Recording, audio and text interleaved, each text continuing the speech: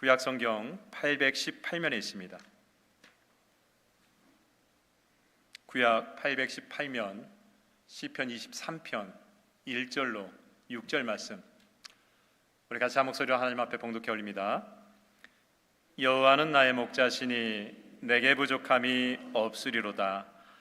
그가 나를 푸른 풀밭에 누이시며 쉴 만한 물가로 인도하시는도다. 내 영혼을 소생시키시고 자기 이름을 위하여 의의 길로 인도하시는도다. 내가 사망의 음침한 골짜기로 다닐지라도 해를 두려워하지 않을 것은 주께서 나와 함께 하심이라. 주의 지팡이와 막대기가 나를 안위하시나이다. 주께서 내 원수의 목전에서 내게 상을 차려주시고 기름을 내 머리에 부으셨으니 내 잔이 넘치나이다. 내 평생의 선하심과 인자하심이 반드시 나를 따르리니 내가 여호와의 집에 영원히 살리로다. 아멘. 자리에 앉으시겠습니다.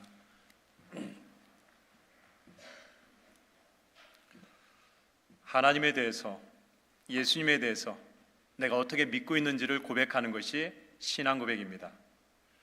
예컨대 마태복음 16장 16절에 보면 베드로의 그 고백이 나오죠. 주는 그리스도시요 살아계신 하나님의 아들입니다. 베드로의 신앙 고백. Yes, Christ Deus soter, Fios soter. 예, 베드로의 신앙 고백은요, 로마의 핍박 아래서 초대교회 성도들이 믿음을 되뇌이고 내가 믿는 예수 그리스도가 어떤 분인지를 계속해서 마음에 되뇌일 수 있도록, 베드로의 개인 고백이 아니라 믿는 자의 모든 고백이 되었습니다. 하나님의 아들 예수 그리스도, 그분이 내 삶의 주인이다라는 것을 내 마음속에 꼭 부여잡고 믿음이 흔들릴 때마다, 마음이 답답할 때마다 이 고백을 외치면서 그의 영혼에 담겨있는 이 믿음을 다시 한번 일으켜 세우기도 합니다. 자, 그런데 이 고백을 그렇게 마음껏 하고 싶지만 로마에서는 주라고 부를 수 있는 사람은 오직 한 사람, 황제이기 때문에 이걸 마음대로 고백을 못하죠. 더군다나 저 사람이 믿는 사람인지 저 사람이 믿지 않는 사람인지 알지 모르니까 어떻게 합니까? 무언의 사인을 통해서, 무언의 암시적 사인을 통해서 나의 믿음을, 또 다른 사람이 믿는 사람인지를 서로 교환하는 경우가 있습니다. 그래서 주는 그리스도시요 살아계신 하나님의 아들입니다. 이 고백을 아까 말했듯이 당시의 언어인 그리스 헬라어로 말하면은 Yes, Christus, Deus, Fios, Soter라고 해서 그 앞자를 따면은 익투스가 됩니다. 화면을 한번 보여주실까요? Yes, Christus, Deus, Fios, Soter. 이 앞자를 따면은 익투스가 됩니다. 익투스가 뭐냐면은 헬라어로 물고기입니다. 자, 그러니까 로마의 핍박 가운데서 내 믿음을 다른 사람들과 나누고 싶은데 저 사람이 믿는 사람인지 아닌지 몰라요. 그러면 어떻게 합니까? 무언의 암시적인 사인, 물고기를 딱 그립니다. 그러면 저쪽에서도 물고기를 딱 그리죠. 그 행위가 무엇을 가르칩니까? 나는 예수 그리스도만이 주님입니다. 내 삶의 구주는 로마 황제가 아니라 오직 한 분 되시는 하나님의 아들 예수 그리스도라는 것을 공식적으로, 암묵적으로 교환하는 믿음의 고백이 익투스라는 것이죠. 자, 그러다가 초대교회 성도들이 이 믿음의 고백을 좀 더 구체적으로 확증합니다. 내가 믿는 하나님, 성부 하나님은 어떤 분인지, 내가 믿는 성자 예수님은 어떤 분인지, 내가 믿는 보혜사 성령님은 어떤 분인지를 다시 한번 마음속에 확증하며 믿음으로 고백하면서 그 성부 하나님, 성자 예수님, 성부 성령님이 어떤 일을 하시는지를 초대교회 성도들이 고백을 하는 게 있죠. 사도신경이죠. 사도들의 고백, 예수 그리스도를 따라가는 믿음의 제자들의 고백을 초대교회에서는 공식적으로 하게 됩니다. 어떻게 하죠?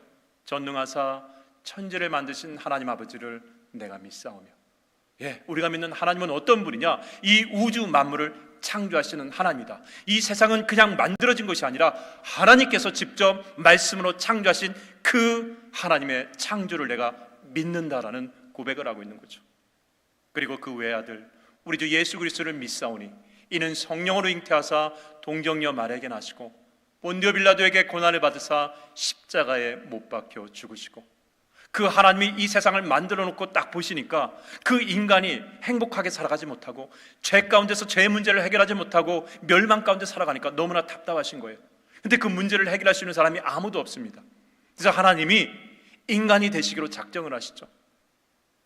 인간 예수님으로 이 땅에 오셔가지고 십자가의 대속물, 십자가의 죽으심으로 인해서, 피 흘림으로 인해서 내가 대신 해결될 죄 문제를 주님이 대속 제물이 되셔서 십자가에 죽으시고 해결해 주신 그 사건을 내가 믿는다라고 고백하는 것이죠. 이 믿음이 있을 때 구원을 받는 것이죠.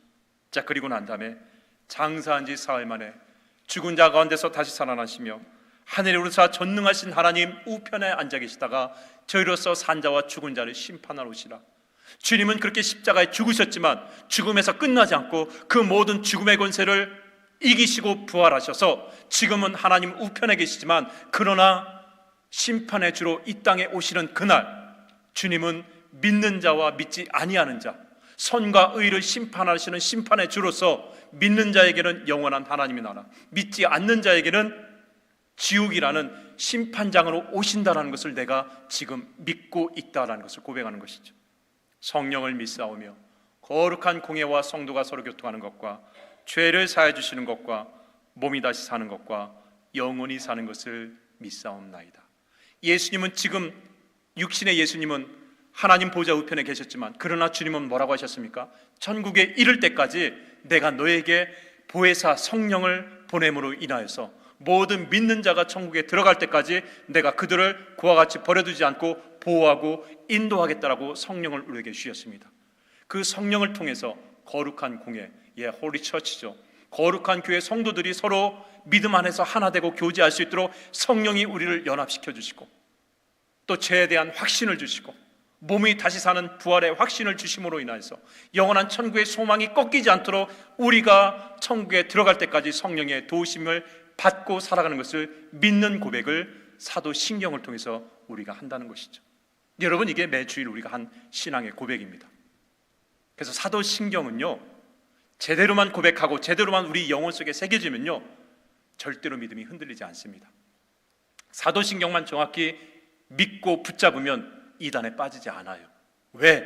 내가 믿는 하나님이 어떤 분이시고 내가 믿는 예수님이 어떤 분이시고 그 성령님이 지금 나와 어떻게 내 믿음을 인도해 주시는지를 내가 알고 믿고 확신하기 때문에 사도신경이 내 입술에서만 고백되는 것이 아니라 내 영혼 전체로 고백되어지는 사람은요 절대로 흔들리지 않습니다. 절대로 휘청거리지 않아요. 그 믿음, 그 고백대로 내 영혼이 온전히 세워졌기 때문에. 그래서 사도신경은요 복음입니다. 복음이에요. 어떻게 구원을 받을 수 있는지, 그 구원의 주가 누구신지를 정확하게 우리의 입술을 통해서 고백하게 만들었기 때문에. 여러분, 사도신경 하나만으로도요 전도할 때 이 사도신경만 정확히 붙잡고 나가도요 여러분 전도할 수 있어요.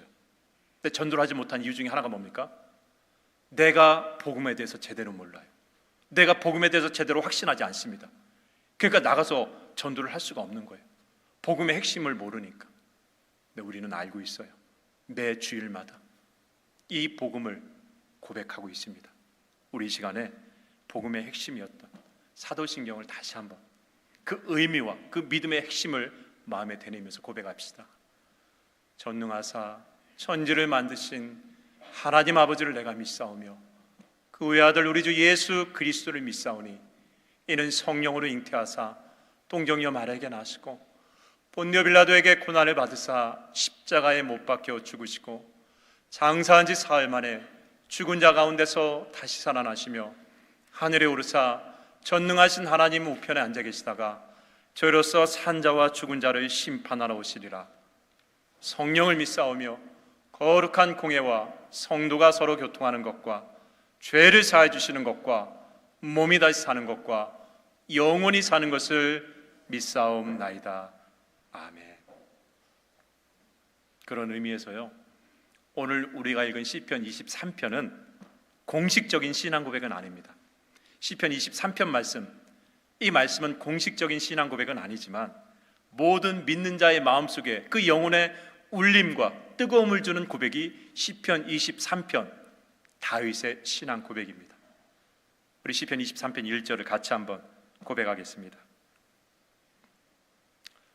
여호와는 나의 목자시니 내게 부족함이 없으리로다. 여러분, 이 고백은요 어둠 속에 갈 길 몰라 헤맬 때, 해결할 수 없는 세상의 문제가 내한테 몰려와서 내가 절망 가운데 있을 때 이 고백이 어떤 사람에게는 읊조림이 될 수도 있고, 어떤 사람에게는 기도가 될 수 있고, 어떤 사람은 믿음의 선포가 될 수 있고, 어떤 사람은 곡조가 붙은 찬양이 되어서 이 찬양, 이 고백, 이 읊조림을 통해서 그의 영혼이 다시 한번 굳건하게 세워지는 것을 보게 됩니다. 그런데요, 놀랍게도 이 1절을 보면요, 미사여구가 뛰어난 문장이 아닙니다. 어떤 문장의 기교나 어떤 특별한 단어도 없습니다. 그냥 다윗처럼 목동이라면 누구든지 읊조릴 수 있는 한 문장이 시편 23편 1절 말씀입니다. 그런데 여러분, 이 짧은 한 문장, 아주 평이한 이 한 문장이 왜 그렇게 모든 전 세계 사람들이 이 문장을 마음에 읊조리면 눈물을 흘릴까요? 왜 믿음의 사람이 이 문장을 읽으면 왜 그 마음에 뜨거움이 올라올까요? 왜 믿음의 사람이 이 문장을 읽으면 이 마음속에서 감사가 올라올까요? 왜 어떤 사람은 이 문장을 액자에다 딱 놓고 아침마다 보면서 왜 기쁨으로 그 마음, 그 영혼이 춤을 출까요? 도대체 흙먼지 날리는 광야 같은 저 한복판에서 목동인 다윗이 그렇게 대단하지도 않고 뛰어나지도 않는 그 문장 하나를 썼을 뿐인데 왜 이 문장이 오고 오는 모든 믿음의 사람들의 그 영혼에 울림을 주고 떨림을 주고 기쁨을 주고 노래를 주고 기도를 주었을까요? 이유는 한 가지죠. 이 문장 안에는 하나님의 마음에 합한 다윗이 일평생 경험했던 모든 하나님의 은혜가 이 한 문장에 다 녹아져 있기 때문에 그렇습니다. 사무엘이 찾아와서 다윗의 형들에게 왕의 인터뷰 면접을 했을 때 나는 그 자리에 없었어요. 나는 양을 치고 있느라고 나에게는 그 순서도 돌아오지 않았습니다. 근데 하나님은 기다려 주셨어요. 그래서 헐레벌떡 뛰어가니까 사무엘을 통해서 하나님은 나에게 기름 부음을 해주셨습니다. 그 기름 부음과 함께 나는 꿈이 생겼어요. 하나님의 나라, 하나님의 백성을 온전히 말씀 가운데 인도하고자 하는 리더로서의 그 비전과 꿈을 그날 꾸게 되었습니다. 사무엘이 우리 집에 찾아왔을 때 그때 하나님은 꿈과 비전을 통해서 나의 심장을 뛰게 만들었어요. 엘라 골짜기에서 2m 이상에 되는 그 골리앗이 이스라엘 백성들을 조롱하고 하나님을 조롱했을 때 모든 사람들이 두려움에 떨었지만 그날 하나님은 나에게 용기를 주셨어요. 그래서 달려가게 만들었습니다. 달려가면서 그 믿음 가운데서 하나님의 함께 하심으로 인해서 내 손에, 하나님의 손에 함께 하시고 그 무기도 같지 않은 물맷돌을 주님은 내 손에 함께 하셔서 던지게 하셔서 그 엘라 골짜기에 골리앗을 쓰러뜨릴 때 하나님이 나에게 주신 것은 용기였어요. 그 용기 가운데서 그날 그 기쁨의 은혜를 다윗은 맡기게 했습니다. 예기치 못한 억울함으로 인해서 사울을 피해 아둘람 굴에 도망갔을 때 그때 그 아둘람 굴을요 나 하나 추스기도 힘든 그런 상황이었습니다. 근데 나에게 400명이 몰려왔어요. 마음이 원통하고 힘들고 답답했던 그 400명이 나한테 몰려왔습니다. 나 하나 추스리기 힘든 그 상황에서 하나님은 나에게 긍휼의 마음을 주셨어요. 넓은 마음을 주셨어요. 그래서 그 400명을 다 품었습니다. 그 400명이 놀랍게도 하나님의 나라가 그리고 그 쫓기는 10년의 여정 가운데서 동역자가 되어서 하나님 나라를 같이 꿈꾸는 동역자로 하나님이 붙여주셨습니다. 어디 그뿐인가요? 사울의 손과 블레셋의 전쟁 그리고 믿었던 동료들의 배신 깊은 웅덩이와 수동에서 건져주신 그 하나님의 은혜가 다윗의 마음속에 녹아져 있습니다. 그리고 사무엘을 통해 처음 꿈꾸게 하셨던 이스라엘의 리더 왕이라는 그래서 하나님의 백성을 다스리는 그 모든 꿈이 이루어졌던 지금 이 순간 그때를 돌아가면서 하나님 앞에 받은 은혜를 되뇌며 고백했던 그 신앙의 고백이 바로 시편 23편 1절이라는 것이죠. 여호와는 나의 목자시니 내게 부족함이 없으리로다. 한 문장이지만 그 한 문장을 되뇌일 때마다 다윗은요 베들레헴에서 하나님이 꿈을 꾸셨던 꿈을 내게 주시고 비전을 주셨던 그 하나님의 놀라운 은혜가 마음속에 되뇌이고 엘라 골짜기에서 그 용기 넓은 마음이 그리고 아들람 굴에서의 긍휼의 마음을 주신 하나님 엔게지 황무지에서 꺾이지 않는 소망을 주셨던 그 하나님의 은혜 예루살렘 성전에서 내가 너의 이름을 존귀하게 하고 너의 가문을 일으켜 세우겠다라는 그 말할 수 없는 하나님의 은혜가 이 고백을 통해서 다 쏟아져 내리기 때문에 그렇습니다. 다윗만 그런가요? 다윗과 동일하게 그런 골리앗 같은 세상 앞에서 꿈을 잃어버리고 살았던 나에게 오늘 하나님이 주셨던 그 뜨거움의 비전을 통해서 다시금 살아갈 소망이 생기고 그리고 용서할 수 없던 그 사람들을 품을 수 있는 넉넉한 마음과 사랑을 주셨을 때 이 마음을 통해서 그 은혜를 동일하게 경험했던 사람들이 시편 23편을 고백할 때 다윗처럼 기쁨과 눈물이 나오게 되는 것이죠. 왜? 다윗이 경험했던 하나님이 내가 믿는 하나님이기 때문에. 다윗이 붙잡았던 하나님이 다윗의 하나님, 2000년 전 하나님에서 끝나는 것이 아니라 지금도 살아서 역사하시는 하나님이라는 것을 나도 동일하게 경험했기 때문에 이 고백이 다윗의 고백에서 끝나는 것이 아니라 오고 오는 모든 믿음의 사람들의 고백이 될 수 있는 것이죠. 여러분, 눈을 감고 한번 고백해 보십시다. 여호와는 나의 목자시니 내게 부족함이 없으리로다. 이렇게 여호와의 은혜를 되뇌이면서 다윗은요, 자기 삶을 스쳐갔던 수많은 하나님의 은혜 가운데서 가장 먼저 올라오는 은혜를 딱 끄집어서 우리에게 소개하고 있습니다. 어떤 은혜를 소개할까요? 우리 시편 23편 2절로 3절을 같이 고백하겠습니다. 같이 고백하죠. 그가 나를 푸른 풀밭에 누이시며 쉴만한 물가로 인도하시는도다. 내 영혼을 소생시키시고 자기 이름을 위하여 의의 길로 인도하시는도다. 예, 여러분, 사무엘 상하 그 말씀을 보면요, 한 40-50장 되는 말씀을 보면 다윗이 받은 은혜가 너무나 많아요. 정말 수없이 많은 하나님의 은혜 돌보심이 다윗의 삶을 지나쳐갔습니다. 근데 다윗은요, 그 많은 은혜 가운데서 어떤 것을 가장 먼저 영혼에서 끄집어냅니까? 2절 3절을 통해서 인도하심이라는 은혜를 먼저 끄집어내요. 인도하심. 자, 그런데 다윗은요, 하나님의 인도하심을 내 중심으로만 기억하지 않습니다. 내 중심으로 기억해서 하나님은 항상 나를 푸른 풀밭으로만 인도하시는 좋으신 분이야, 쉴만한 물가, 나의 영혼을 평안하게 해주시는 내 중심의 평안함의 인도하심만 딱 고백하고 끝나지 않습니다. 만약 시편 23편 2절만 고백했다고 한다면 다윗이 붙잡고 있는 인도하시는 하나님은 내 중심으로 인도하시는 좁은 하나님으로서밖에 그가 붙잡을 수밖에 없었을 것입니다. 그래서 3절까지 다윗은 나가는 것입니다. 3절을 같이 한번 읽어보겠습니다. 다시. 내 영혼을 소생시키시고 자기 이름을 위하여 의의 길로 인도하시는도다. 2절은 내 중심의 인도함이라면 3절은 하나님 중심의 인도함이라는 것이죠. 네, 여러분, 하나님은요, 우리가 평안한 곳, 쉴만한 곳, 행복한 곳으로 우리의 삶이 온전히 이어지길 원합니다. 근데 거기서 끝나서는 안 되잖아요. 하나님이 우리에게 은혜를 주시는 궁극적인 이유가 뭡니까?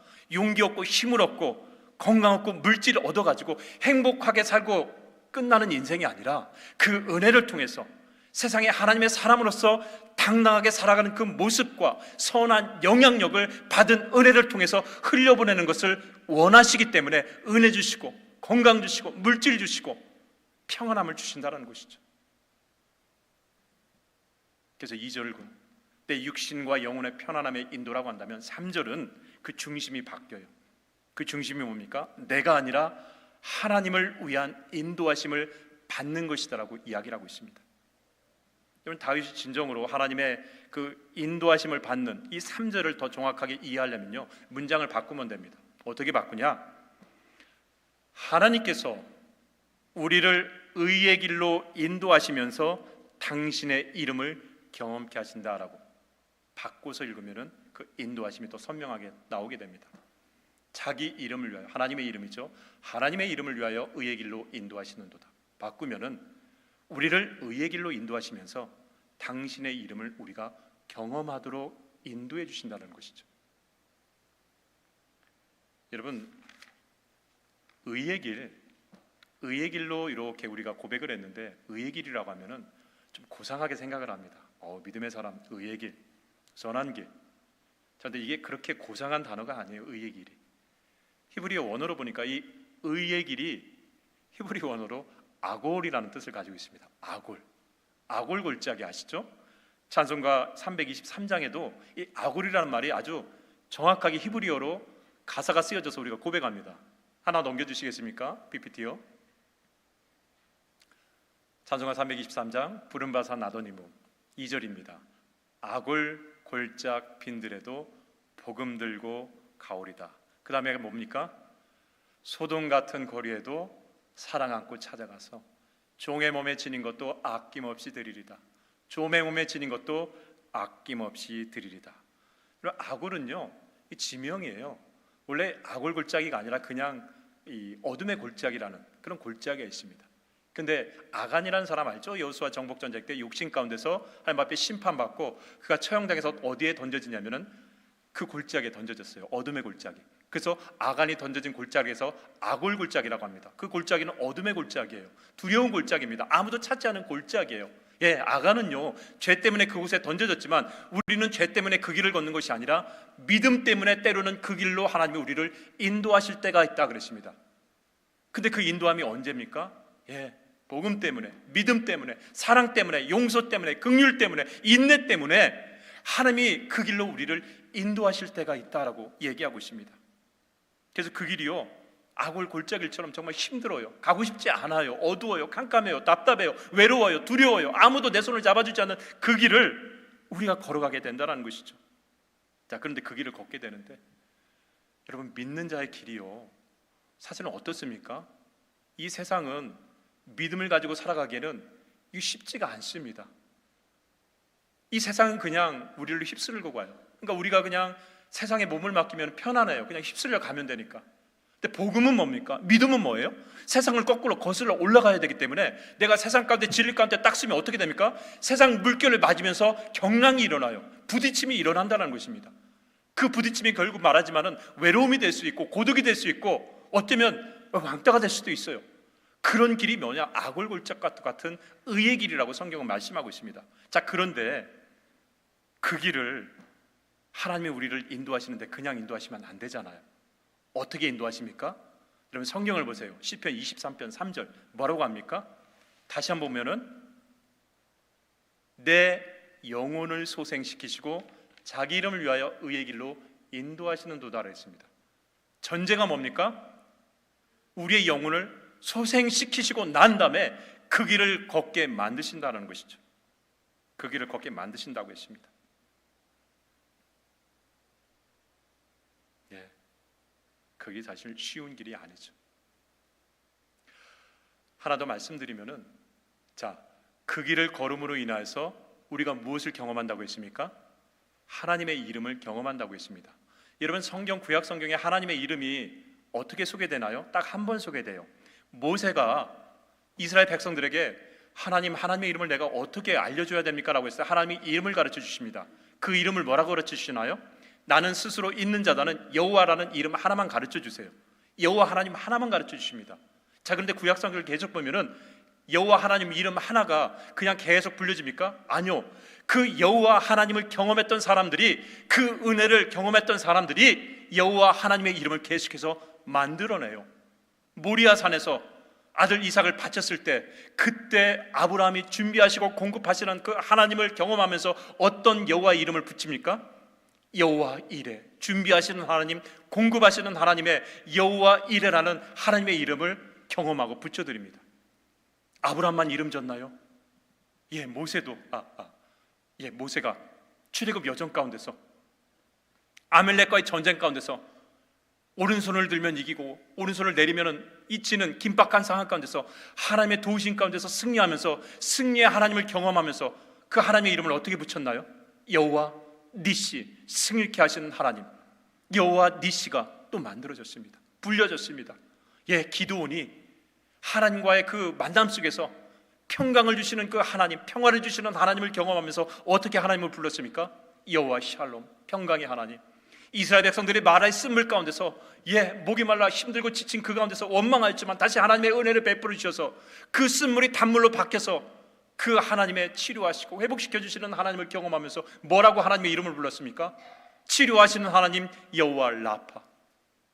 그리고 하늘의 모든 천사와 땅의 모든 피조물들을 군대 삼아가지고 나를 지켜주시는 만군의 여호와 하나님. 한나가 그 하나님을 고백했고 엘리야와 엘리사가 그 하나님을 고백을 했습니다. 얼마나 위대한 하나님입니까? 하나님이 나를 지켜주시기 위해서 하늘의 모든 천사와 땅의 모든 피조물을 군대로 삼아가지고 나를 도와주시고 지켜주시는 만군의 여호와 하나님, 여호와 체바오. 그 하나님의 이름을 불려드렸고 여호와 쌈마, 에스겔이 절망의 바벨론 포로 가운데서 하나님은 하늘 보좌만 계신 것이 아니라 어느 곳이든지 편지하시는 그 하나님, 네가 무릎 꿇고 예배하는 그 예루살렘 그곳에서 하나님은 이미 너를 기다리시는 여호와 쌈마 하나님을 계속해서 만들어내십니다. 바로 그 하나님의 이름을 우리가 경험하도록 하나님이 어떤 길로 인도하신다라고 했습니까? 의의 길, 복음의 길, 믿음의 길, 말씀의 길, 진리의 길로 우리를 인도하시는데, 그 의의 길이 왜 악골이냐? 세상과 부딪히기 때문에, 세상을 거슬러 올라가야 되기 때문에 힘들다라는 것이죠. 그래서 하나님이 무엇을 합니까? 영혼을 소생시켜 주는 거예요. 여러분, 영혼을 소생시켜 준다는 것이 무슨 얘기냐면요, 내 안에 있는 영적인 자아를 강건하게 만들어 주신다는 거예요. 여러분, 우리 안에는요, 로마서 8장 말씀처럼 두 가지 자아가 있어요. 여러분 안에 두 명의 자아가 살아요. 어떤 자아가 삽니까? 세상적인 법, 육신적인 법을 따르고자 하는 육적인 자아가 있고요, 하나님의 말씀을 따르고자 하는 영적인 자아가 이 안에서 날마다 싸움하고 있다는 것입니다. 자, 그런데 중요한 건 뭡니까? 이 두 자아 중에서 주도권을 가진 자아가 나를 끌고 간다는 거예요. 세상의 법을 좋아하는 육신의 자아가 강건하면요, 내가 육신의 자아한테 질질 끌려가서 말씀보다는 세상적인 것에 더 흥미를 가지고 그 길로 간다는 것입니다. 육적 자아가 강하면. 반면에 영적 자아가 강하면요, 어떻게 됩니까? 내 인생을 하나님의 말씀으로 끌고 가요. 기도해야지, 찬양해야지, 예배 드려야지, 봉사해야지, 용서해야지, 사랑해야지. 그게 어떤 뜻입니까? 내 안에 영적 자아가 힘을 가지고 주도권을 가지고 간다는 것이죠. 자, 그러니까 복음의 길, 믿음의 길로 가려면 내 안에 어떤 자아가 강건해야 됩니까? 육적인 자아가 강건해서는 안 되죠. 영적인 자아가 강건해야 되는데, 그 영적 자아를 강건하게 해주시는 것이 내 영혼을 소성시켜 주신다는 표현입니다. 여러분, 메슬로우라는 심리학자가 있죠. 그 심리학자가 이런 얘기를 합니다. 인간은 누구나 다 욕구를 가지고 있다. 그 기본적인 욕구가 생리적인 욕구다. 먹고 마시는 거. 그 다음에 안정적인 욕구를 갖는다. 그 다음에 남한테 좀 인정받고 싶고 사랑받고 싶은 욕구를 갖는다. 그 다음에는 어떤 욕구를 가지느냐? 내가 좀 무엇을 하고 싶고 이루고 싶은 자아실현의 욕구를 가지고 있다. 이 욕구들을 채워지면은 행복해하고, 이 욕구들이 채워지지 않으면은 근심하고 걱정하고 두려워하고 살아가는 것이 인생이다라는 것이, 인생의 실존이다라는 것을 이 메슬로우는 심리학자가 얘기를 하죠. 근데 정확히 얘기하십시다. 내 생리적인 욕구, 내 안정적인 욕구, 인정받고 싶은 욕구, 무언가를 이루고자 하는 욕구가 온전히 이루어졌을 때 기뻐하는 것은 누굽니까? 육적 자아죠. 그게 이루어지지 않을 때 슬퍼하는 것은 어떤 자입니까? 육적 자아가 슬퍼하는 거죠. 그러니까 세상은요, 메슬로의 이론에 맞게끔 그것만을 위해서 기뻐하고 살아가고 있다는 것이죠.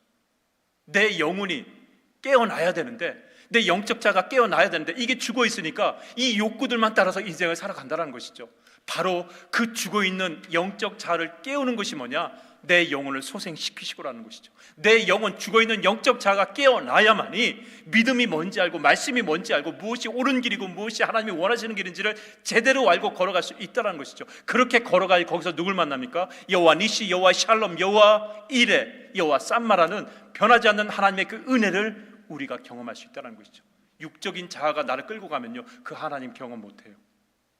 그래서 하나님이 믿음의 길로 우리를 인도하시면서 내 이름에 있는 모든 은혜를 너한테 경험시켜 주고 싶은데, 그러기 위해서 내가 너의 영혼을 깨워주겠다.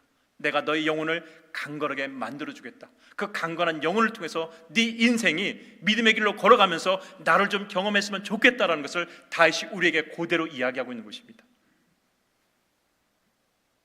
여러분, 다윗을 평생 연구하였던 저더슨 코넬이라는 목사님이 쓴 춤추는 예배자 다윗이라는 책이 있습니다. 그 책에 보면요, 다윗이 무슨 얘기를 다윗에 대해서 어떻게 평가하면요, 평생 다윗을 연구하면서 다윗은 아브라함이 경험했고, 모세가 경험했고, 기도온이 경험했고, 에스겔이 경험했고, 한나가 경험했고, 엘리야와 엘리사가 경험했던 여호와 이레, 여호와 니시, 여호와 샬롬, 여호와 쌈마, 여호와 라파라는 그 모든 하나님을 다 경험했던 믿음의 사람이 다윗이다라고 이야기를 하고 있습니다. 그런 것 같아요. 다윗은요, 다 경험한 것 같아요. 여호와의 이름에 담긴 그 모든 하나님을 경험한 것 같습니다.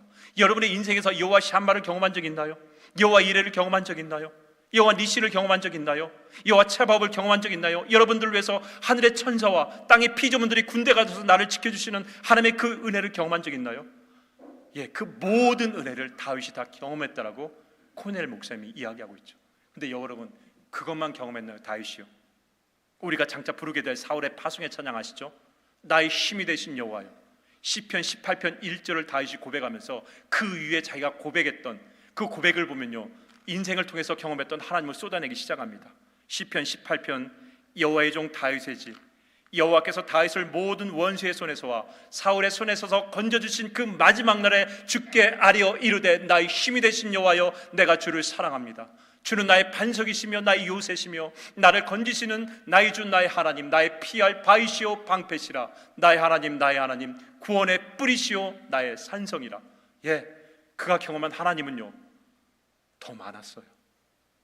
반석, 요새, 바위, 방패, 구원의 뿔, 산성.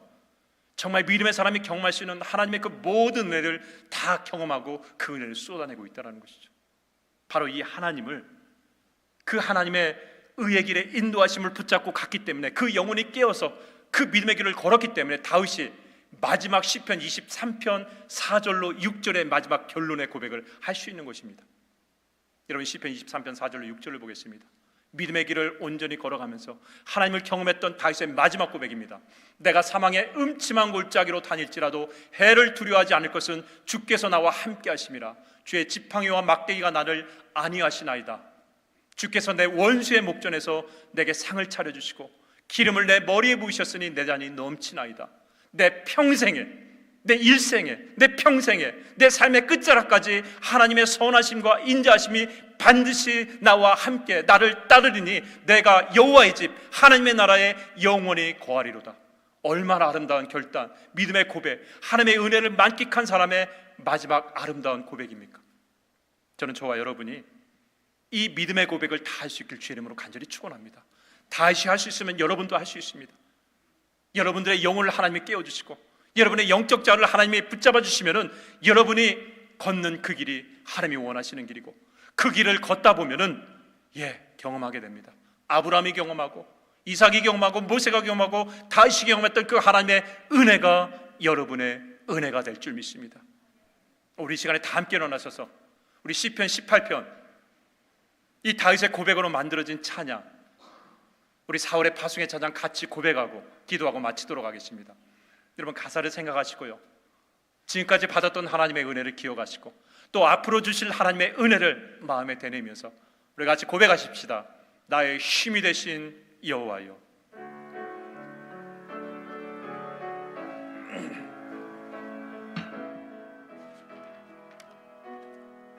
나의 힘이 되신 여호와여, 나의 힘이 되신 여호와여. 내가 주님을 사랑합니다. 내가 주님을 사랑합니다.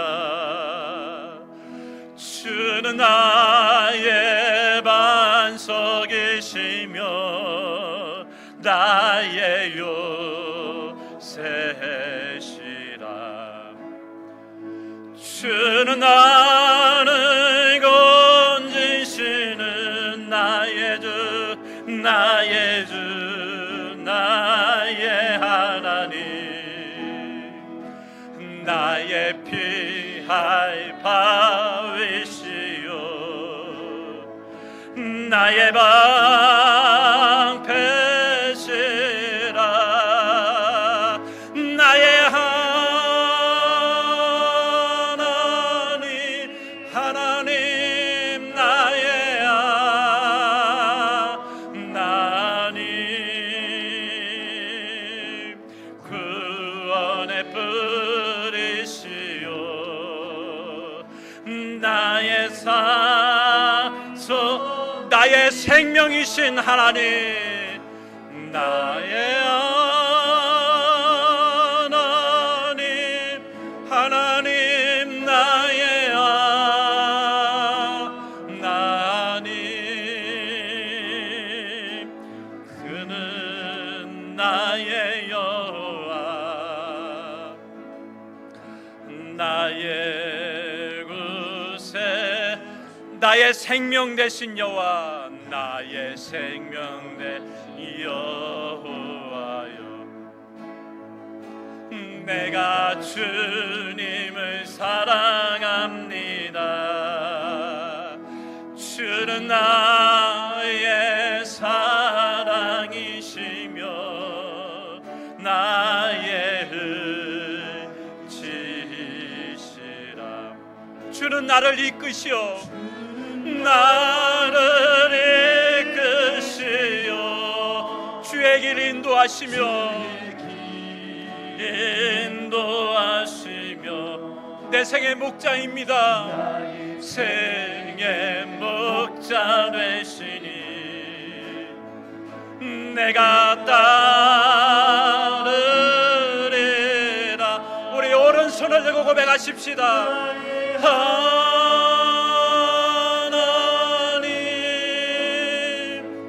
나의 하나님 생명의 면류관으로 내게 시어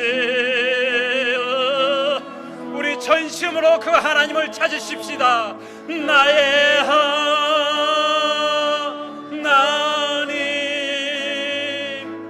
나의 하나님 그는 나의 여호와 나의 구세주.